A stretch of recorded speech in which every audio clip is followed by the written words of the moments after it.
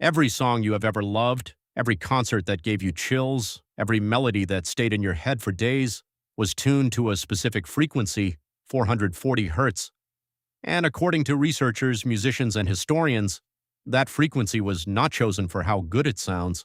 It was chosen for how it affects the human mind. And the decision to standardize it was made in 1939 by Nazi Germany. For most of human history, music was tuned to 432 hertz. Ancient Greek instruments, Stradivarius violins, Verdi's compositions, all tuned to 432. 432 hertz is described by researchers as mathematically consistent with the patterns found in nature, the Fibonacci sequence, the golden ratio, the frequency of the Earth itself. In 1939, Joseph Goebbels, Nazi Germany's Minister of Propaganda, pushed for international standardization of music at 440 hertz. The proposal was initially rejected, but in 1953, the International Organization for Standardization officially adopted 440 hertz as the global standard. Every song recorded since then, every instrument manufactured, every concert performed, has been tuned to 440, the frequency Goebbels wanted. So what is the difference between 432 and 440 hertz? Researchers who have studied both describe 432 as warmer, more natural, and more calming.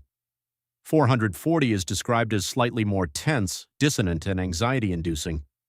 Cymatics, the study of how sound affects physical matter, shows clear differences. At 432 hertz, sand and water form symmetrical, geometric, and visually harmonious patterns. At 440 hertz, the patterns are more chaotic and irregular. Now consider this. Global rates of anxiety, depression, and mental health disorders have risen consistently since the 1950s, exactly when 440 hertz was standardized globally. Is that a coincidence?